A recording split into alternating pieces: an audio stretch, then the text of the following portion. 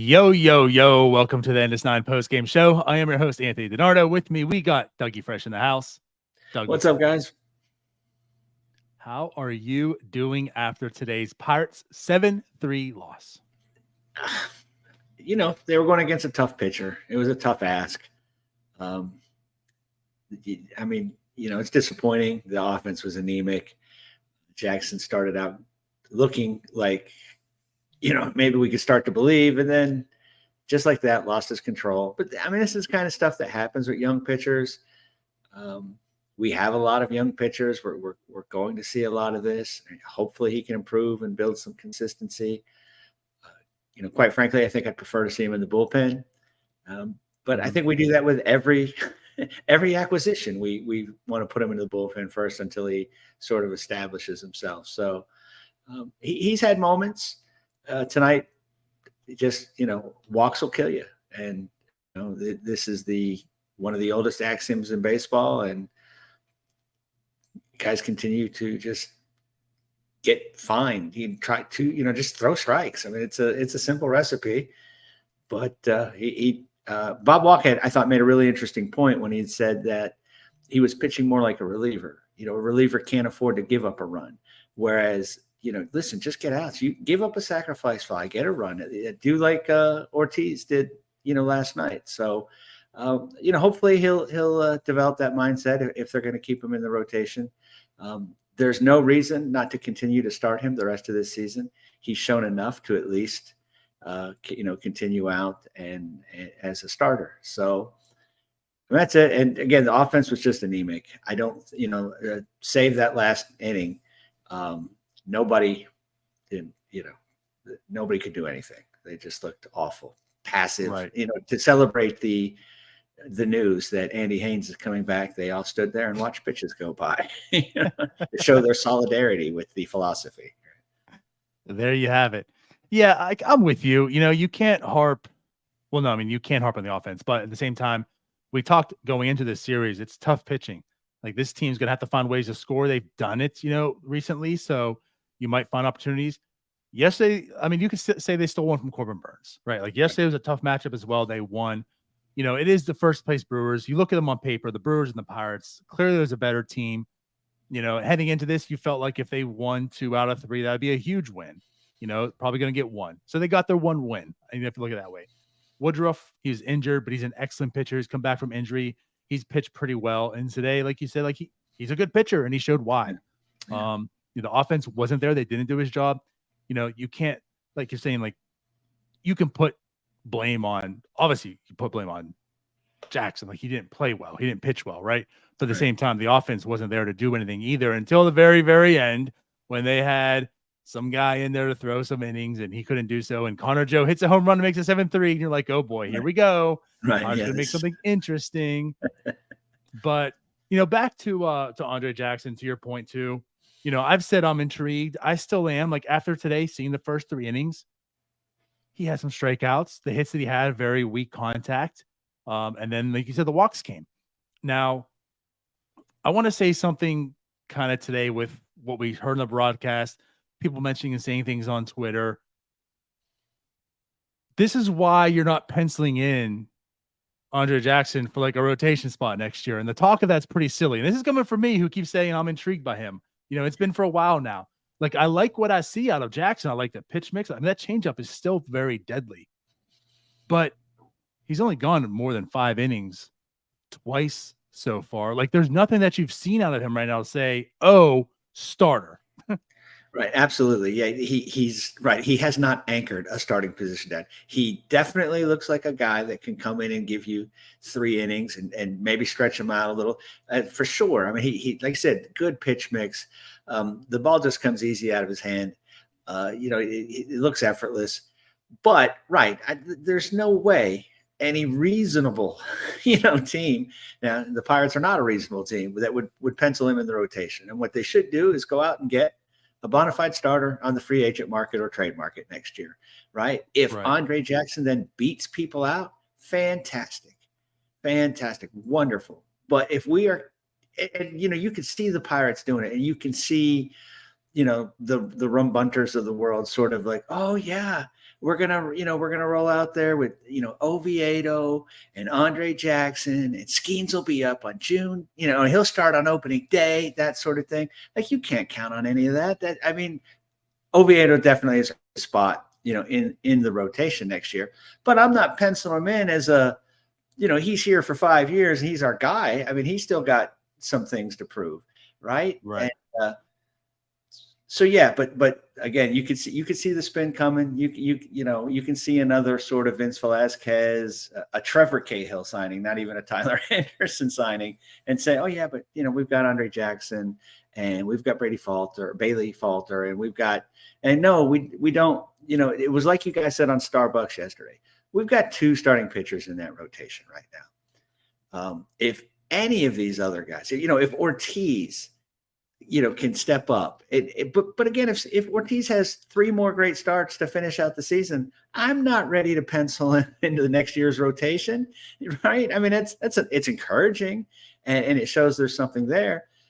But yeah, exactly. Let's quell talk, right? Yeah, and again, in today's game, you saw what makes Andre Jackson pretty intriguing. When he pitched very, very well in the first 3 innings. So again, 3 perfect innings he had, with 2 strikeouts there. And then yes, things fell apart. He gave up a big inning. Bases were loaded, with 0 outs. And let's also talk and highlight too, like, he fought through a little bit. He got a big double play and stuff too, but like, there was just horrendous defense in the outfield, especially today. That was, I think, one of my biggest takeaways. I mean, Andre Jackson's Andre Jackson, right? I mean, he was a waiver, or actually not a waiver claim. Well, he was DFA. They made a trade from the Dodgers to get him. But I mean, that's what he is, right? You're not expecting, you're going to let him pitch out, which he did today. But like, the biggest thing to me today was just how horrible that defense was. I mean, Sawinski didn't look good. Now, you could blame one of the baseballs he misplayed. He lost in the sun. It looked right. Right. It happens, but sure. It happens. You don't want to see it, but it happens. It's not that I'm trying to give him a pass, but it can't happen to this team with this pitcher, right? Like that can happen when you got Verlander on the mound. It can happen when you have Mitch Keller on the mound. But with the razor thin edge that we have, we can't drop pop flies. We can't lose them in the sun, the lights, the moon, whatever it was, right? We can't take bad routes to the ball.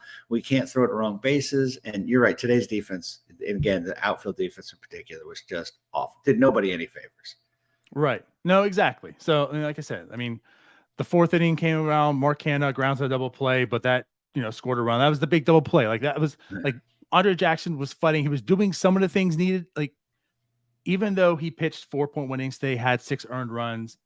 Yes, the 5 walks killed him, did so. But again, like, the defense did no help either in some measures. Right. Like I said, like, Sawinski misplaying that ball certainly didn't help things, but there's a bit of a built-in excuse, right?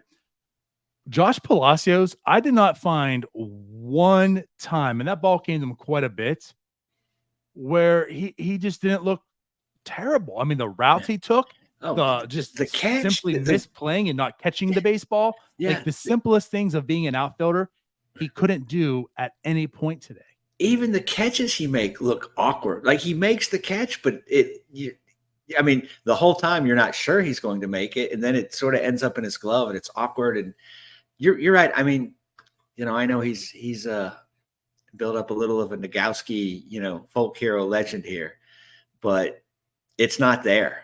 I mean, you've pointed this out. This has been your soapbox and stage, so I'll leave it to you. But right, he's not a good baseball player. He certainly has a flair for the dramatic, but man, I listen, he seems to be a pinch hitter, so bring him in and let him pinch hit. But no, he should not be starting in the outfield. I mean, he just shouldn't be. He's not a very good defensive outfielder. And what were your thoughts when you saw that outfield? When they put that lineup, you get Andahar, Sawinski, and Palacios. I mean, first thing I thought is, oh, there's going to be a lot of double, a lot of stuff's going to land, a lot of it's going to fall, and then it did. I didn't expect it to be this bad. Right. Yeah. I mean, I jokingly said, and like, there's some truth to this, and it's some of the things that puzzle you. I'm not a big Aliko Williams believer. Now, he doesn't play today, and I got to say, Peguera's been playing a little more shortstop of recent, so maybe there's a shift coming and they're realizing this. But when you hear Alika Williams has to be in the lineup because he's a shortstop, he's a good defender, and because of that, he has to be there. And then you see a lineup, and there's Palacios, Sawinski, and/or in the outfield. It doesn't make sense. It doesn't add up. How do you speak out of one side of your mouth and say defense is important, and that's why we don't need the bat at all? And then you look, well, there's two guys that also don't have a bat in that. Well, basically, there's three guys that don't have a bat in that outfield. Right. But I mean, their defense is totally bad, and it's filled. It's the entire outfield that needs to be covered. And again, Sawinski, I'll give him a pass. Like he's not terrible. He's not terrible. No, I mean, if he hits, he's fine, right? If he hits, you can live with his defense because he does. I mean, he does the fundamental stuff properly, right? Again, he lost that one and he had another one but yeah, tonight was just a bad night. I mean, again, if he's an average hitter, you can almost live with his defensive ability. But yeah, the Pirates and Ben Cherington in particular are very disingenuous when they say, "Oh, we value defense at a position," because they've only valued it at one position, and that's been catcher, right? They have not valued it at shortstop. If they valued defense at shortstop, O'Neal Cruz would probably not be playing shortstop, right? I mean, again, he can do and some spectacular things, but he's fundamentally his, play to play. You could probably find a better defensive shortstop and put him, somewhere else. Again, when you play G1B, you've played G1B at shortstop, second base, and center field, and he's not really very good at any of them. So you got Sawinski in center field; he should be a corner outfielder. You got Henry Davis in right field.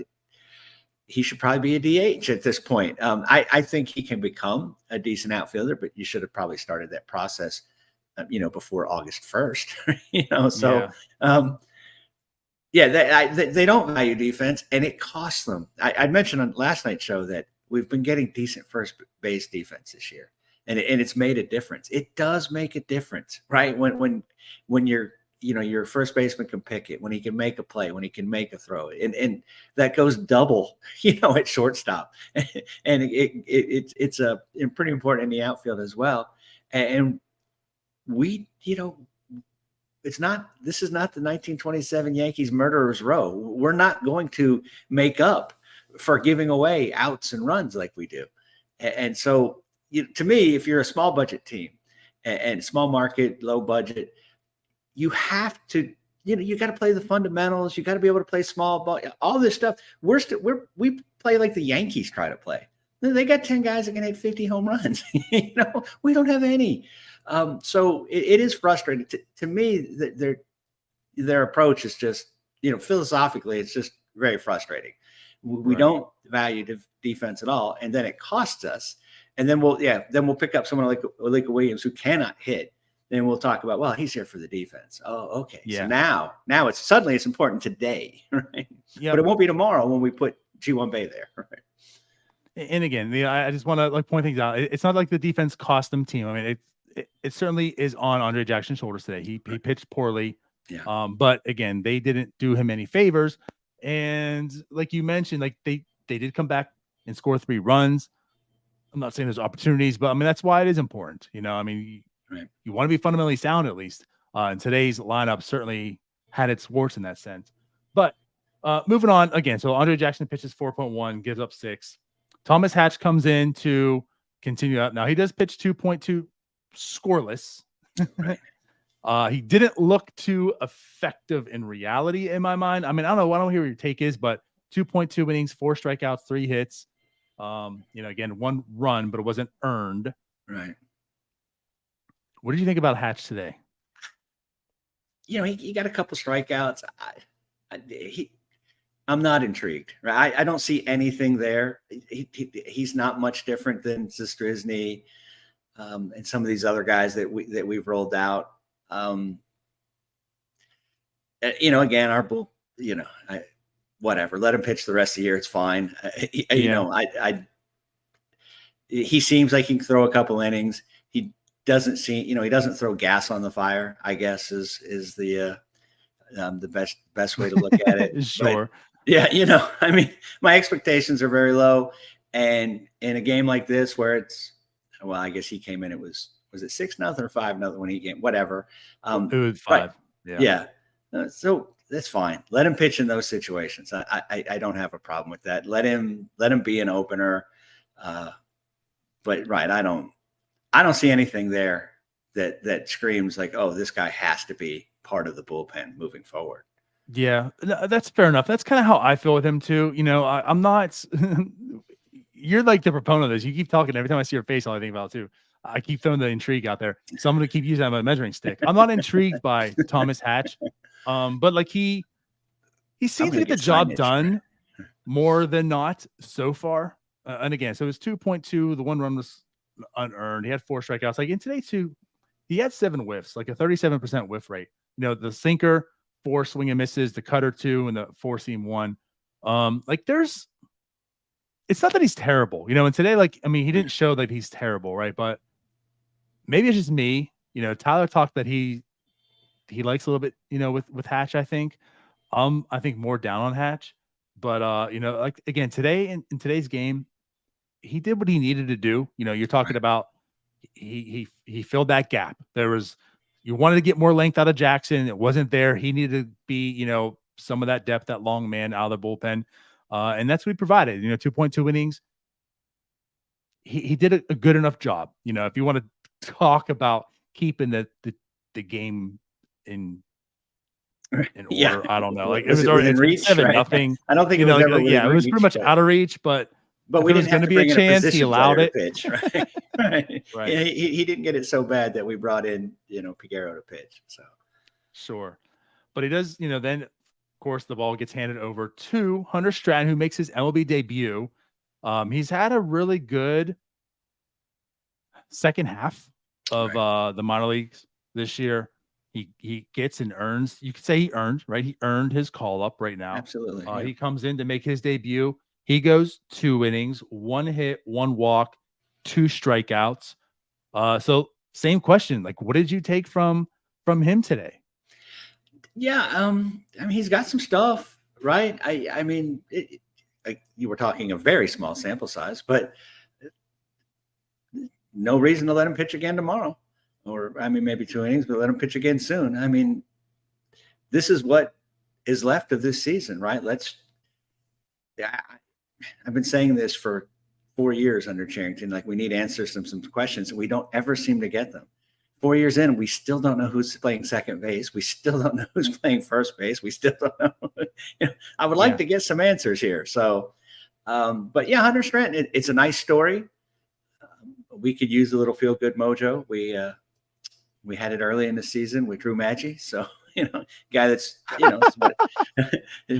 forgot his name for a minute. That's how nondescript it was. But the guy's put in the work. He's really since August been lights out. You said he earned his chance, and I just as soon see him as Hatch or some of these other guys. Why not? If he can replicate what he's been doing at AAA, we might have something there. He put himself in the mix. Right. That's where I'm at. He's 26 years old, but he's a reliever. And something we talked about too is like, there hasn't been too many times Pirates have like developed relievers. That makes sense. It's like a starter who just ends up like turning into a reliever or whatnot, they acquire it some other way.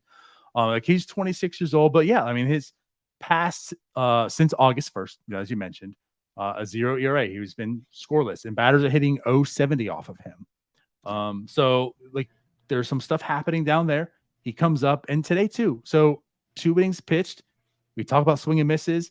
9 whiffs today, 47% whiff rate. Right, 10 times he swung at his fastball, 4 misses. He got burned on a couple of calls too, right? Yeah, he had a couple strikes there. He had a 4-pitch strikeout that resulted in a walk. 4 strike, Bob Walk even said there too. Yeah, 4 strike walk he had. Yeah. He looked pretty good. Now it's 1 outing, right? And pulled back, but he looked pretty good. And again, this is a bullpen that I'm not going to say starving for talent or whatnot, but they can certainly use a guy like Hunter Stratton to be good and be part of this team. And, like we talked with September, that's what September kind of really matters for this team right now. That's why you want to see Les Miguel and Duars and other guys in the system up here instead. Yeah. Hunter Stratton kind of fits that mold. Let's see him. I'm ready to see him out right now. Right. Yeah, he should get a couple outings a week. Put him in different situations.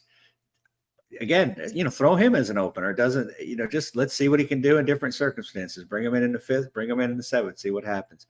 There's going to be, I imagine, lots of opportunities the rest of this week for relievers, right? We're going against the Braves here, and we get through Milwaukee tomorrow, and then through Atlanta, they can hit. So I see some opportunity, and let's see what you can do against a good lineup, right? Yeah, there's going to be a lot of pitchers being used these next few games. Yeah. I'm going to the Sunday game. Yeah, that'll be fun. Yeah. I'm hoping it's Oviedo. I hope Oviedo pitches. I mean, his turn is sooner, but they've been sort of pushing him back to once a week almost. They've been, kind of delaying, and that kind of makes sense too, to limit the innings and such. Right. So it might line up that you see Oviedo. Yeah. But again, like, honestly, good debut from Hunter Stratton. Yeah. Yeah. I mean, exactly. He was fine, right? He did a pretty good job. Got the strikeouts when he needed them. When he got a couple guys on base, he just sort of didn't blink. It had to be nerve-wracking circumstance. And again, Bombach made another point. He's a 16th round pick, right? This is not Paul Skeens coming up and like, okay, you had a bad start, so you're going to get another opportunity. I mean, this guy, he could have had a bad inning. He's right back in Indy tomorrow. So is he? Well, he could be. He could be. I don't know. I mean, sometimes his team craves bad innings. That's true. I mean, you're just right. It's when you think he should have gone back to Indy, he gets a start the next, So, yeah. But that's fair. Yeah. He has to certainly earn his spot. It's nothing's given to him. Right. He's not going to get the rope that somebody else would. Right. So he's not a Ben Cherington acquisition. So the deck is stacked against him in a certain amount of ways. He did not have a great season last year. So, again, and it's only been in his second half this year. So it's a small size. So, if he wants to be a major league pitcher, he's going to have to prove himself on a consistent basis for quite a while. Yeah, for sure. But yeah, I mean, with that said, it's 7-0, game's out of reach, game's essentially over, right? As you would expect. Right. Pirates say not so fast. So 9th inning comes up. Brian Reynolds leads it off, gets a single, gets on base, whatever, big deal. Brian Hayes gets up, hits a single, gets on base. Now there's 2 men on, no outs. And you're thinking, oh okay. They're going to make something interesting maybe, right? And then they do. Connor Joe comes up to the plate, hits a home run. Now, he was very, very hot for a little bit. He's been one of the better hitters on this team. Speaks more to the team than him, really. But one of the better hitters on this team this season. But slumping a little bit of recent. Hits a big home run. Now it's 7-3.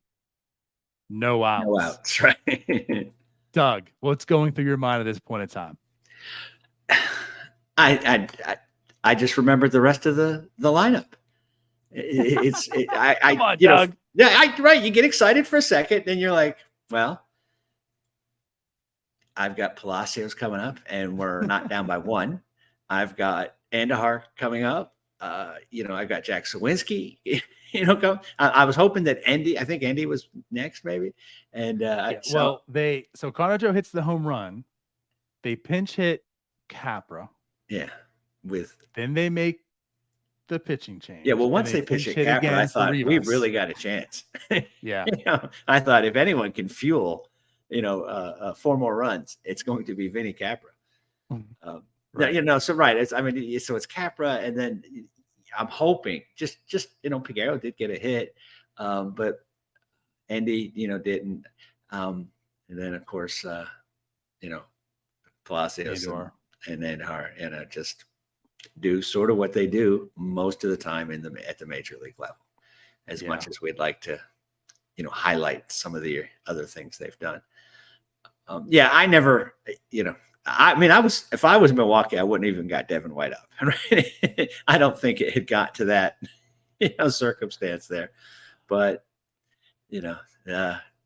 major league managers, they play a book, they play by a book, and they follow it. It just, Yeah, but at the same sense, you certainly don't want to lose a game that you're up 7-0 to with the Pirates. Yeah, absolutely. So especially after you lost with understand. Burns yesterday. Right. Yeah. But yeah, again though, that is the ball game. Hey, it was 7-3, no outs, and I was getting a little bit excited because again, like this, honestly, I'm not gonna say 7-0, but this isn't the first time the Pirates just rallied late to win a game and had zero offense the entire game. I mean, how many times have we seen that? You literally saw it this series. Yeah. Right. Or previous series, I should say, in their win streak. This team seems like they're infamous for just not showing up until the 9th inning or later. And they did so today. Of course, it's going to be a pretty big mound to climb, down 7 runs, but they did it. They scored 3 runs. They made it interesting at the end, but overall, just certainly wasn't interesting. The highlight, honestly, as you can see from the graphic of the show, the highlight really was the dogs and Robbie. That was the highlight of the game. Yeah. Yeah. Well, I mean, and Bob Walker knew one of them, ironically. Right. Oh yeah, that's right. He's like, that's Alex. That's Alex. He's I know. Yeah. I'm like, he's like, that dog's the winner. Or he's a racer and he wins his races. And he wins in his like, of course, Bob Walker knows that most random knowledge of information. Right. You pick out a random person in the stands. I mean, there was only 13 or 14 people there, but still. Right. 5 of them were Strattons. Yeah.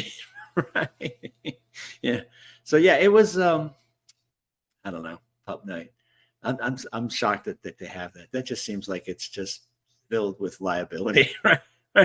Pup night. I mean, I don't know. I mean, drunk owners and rowdy dogs just doesn't seem like a great combo, but why not? What do you got to lose with this? Right. Yeah. Yeah. No, I mean, I still vividly remember down 7-0 to the Houston Astros, and they came back with 2 outs, and Brian Giles hit a walk-off grand slam. So that pops into my head every time we're in, and we were a bad team then as well. Unfortunately, 2023 Brian Giles, aka Miguel Andujar, could not come through in the clutch and do the same thing. Could not come. I think that's a little disrespectful to Brian Giles. Brian Giles had more than one good season, but yeah. I guess the only last thing I want to just really quickly touch on this too, because we did mention it, which is funny and ironic. It was when Connor and I were on here and we discussed how the Pirates haven't been that aggressive on the base pass, and especially like with Bay back up. Right. Bay himself hasn't been too aggressive. And today, to kick things off, essentially, he gets on base and he steals second, and then it's reviewed and he is called out. So Bay gets his 7th caught stealing of the season. Yeah, I mean, I don't know. I just want to bring this up again because I don't look at that as like one of the bad base stealing moments and errors he's had. That's what really made you frustrated beforehand. Right. Yes, it gets called out. Yes, it's more of okay, he finally stole a base and now it's called out. So since coming back up, he's 2 of 3 in stolen bases, but his leg just kind of popped up. He didn't keep it on the bag. I don't know. What's your overall take on that situation? Well, yeah, I mean, they've got to adjust, right? You can't. And this is again, it always seems like the Pirates are just behind the stuff they should be teaching now. Is right, like you can't overslide the bag. You can't you got to get that thing and grab it, right? And you got to hold on. And same, Bay, to me, if he's not stealing bases effectively, his value is his speed. Right. And he had that terrible stretch before he got hurt where he was getting picked off first and, thrown out at second. It was awful. But it seemed, the Pirates have they went through it I think that stretch was in May or early June where, just everybody, and we just got thrown out on bases, picked off first, thrown out at second. It wasn't just Bay. We just couldn't do anything after having that fantastic April where we led the league in steals and stolen base attempts and all that. So yeah, I think management has probably said, okay, we're just running ourselves into outs. So they kind of slowed that down. But for certain players, and Bay in particular, I mean, Bay's greatest value is his speed. If he's not, advancing and picking up bases through steals and what have you, then his value is diminished. And, again, then you're suffering through a poor fielder who's not a great hitter, who's now, looks like Joey Votto over there, at first base. Like, he's not going anywhere. So, right. We need more. I mean, there's the weapon that he is a guy that, he's supposed to be Billy Hamilton, right? If he gets walked, if he gets on, he's going to be at second base. And now he's not even really trying. And again, I think that's, a team decision. But when he does get the opportunity, he's got to make the play. Yep. I agree with you on that. Let's do this before we go, because chat is demanding we talk about it, apparently.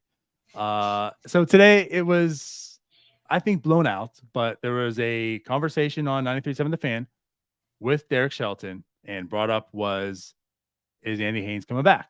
And Derek Shelton did say that and the way they emphasized it, will. And when he heard it, I mean, he said, like, he will be back next year. Let's kind of make this short and sweet. And the reason I didn't talk too much, again, this is the post game. We're talking about the game, but I guess this is topical what happened today. They want to hear us. We'll probably talk more about it on NS9 Live this week. But is this a story for you or not? Not really. I sort of get frustrated with fans when they get frustrated with the things that management says. Has Ben Cherington ever told us the truth? Right. I mean, that's not what they do. They give word salad. What is Shelton supposed to say on the radio when he has to go back into the dugout with Andy Haynes? Oh no, this dude's gone. Right. I mean, if he says, well, everyone will be evaluated into the season, then we run with it on Twitter that he's fired, he's out. If he says he's staying, we're all ready to jump off the bridge. There's no right answer. I call these sports lies. We hear them every day. We hear them from every organization. I'm not trading this guy. Tomorrow he's traded. We're not extending him. It just, you can't put a lot into it. I mean, I hope it's not true. And then they had that interview with Jack Sawinski, like, oh, he really believes what he's saying. Yeah, so do the Nazis, but it's not. Belief is not necessarily. People who have believed stuff have gotten us in a lot of trouble over the years. Yeah, well, sorry, Jack, because it ain't helping too much. Yeah. I mean, he may believe, but you're not. You're not showing that his belief is is based in reality. So, no, I really don't think. Now at the end of the season, when they announce that he's coming back, if they announce that, then we can all go crazy like we're doing now. But I just want to hope it's not true. I want to hope it's just one of those, he's back to the wall and he just tried to, give the answer that would get him away from that topic. Right. Good. No, I'm glad you fell away, because that's essentially where I'm at too. To me, this didn't do anything to sway my mind anywhere else other than I want him gone, and I feel like he will. Actions speak louder than words, right? So these were just words. It's the words that you're probably going to hear, because again, like that's my take too. Like, you are the leader of this clubhouse. The last thing you're going to do, and you should do, is create division. Like, if someone's going to ask you that question, you're going to say, well, we'll find out, or I'm not sure. I mean, he's not going to say no, right? Right. Like, that's just simply not going to happen. Just not he says happen. No, right. Haynes got to go today. Yeah, right. But best, even like the no comment stance. No comment isn't anything uplifting or I got your back. And you don't want to have a clubhouse of guys that don't have your back. What happens publicly is much different than privately. Privately, he could be laying into Hayes every single night. I'm not saying he is, but he could be laying into Hayes every single night and saying, you're gone. Like, this is your last season. I don't care. I'm done with you. I'm sick of you. This is wrong. Fix it. But when you're out there on camera or on radio, I got this guy's back. Right. And that's what you should be. That's what we have to realize is they don't care what we think, right? What the fan base thinks is not important, especially with this organization, right. Especially with these kind of, I don't want to call it a minor thing, but Right. a non-story at this point, right? What Sheldon does best probably is manage that clubhouse, right? He keeps that clubhouse together. He keeps them playing hard. So yeah, do you really want to sell out your guy with a month left? No, It just doesn't you're make just any not going to sense. do that. Right. He's not And like going on the to. same sense too, you're just simply not going to do that because who trusts you after that too? Right. You know, Right. that's just a big thing. You're going to bring No. an next coach and it's like, if I screw up, you're going to tell me I'm gone too. Yeah. And he is the Pirates' best employee, Shelton is, right? He takes it on the chin for this team and for this management team all the time. He answers the questions. He gives his non-answers as much as possible.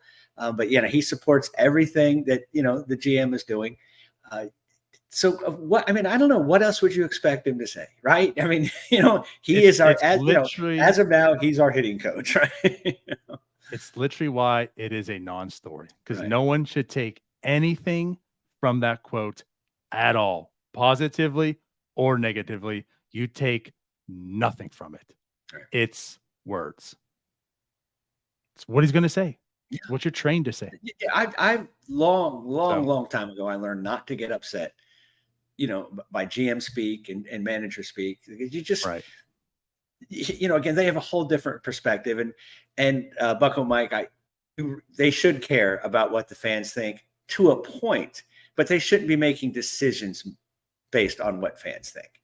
Right. That's more what I'm saying. Of course, they want us to believe into them and buy into them and buy tickets and watch games, et cetera, et cetera. But right. If Josh Palacio would, for half of Twitter would be batting third every game. So how do you make us happy? You can't. So yeah, it's a non-story. It's absolutely a non-story. And we will be able to cover it. North Shore 9 will cover it in the off season. Either way, whether he stays or whether he goes, we promise a comprehensive discussion from the big three at some point in the future. I am intrigued by this conversation. So.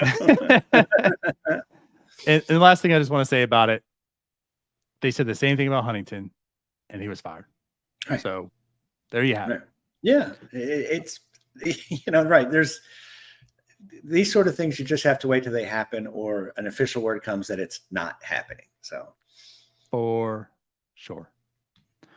All right, Dougie Fresh. Well, there it is. Pirates lose 7-3. They will return tomorrow. It is a day game.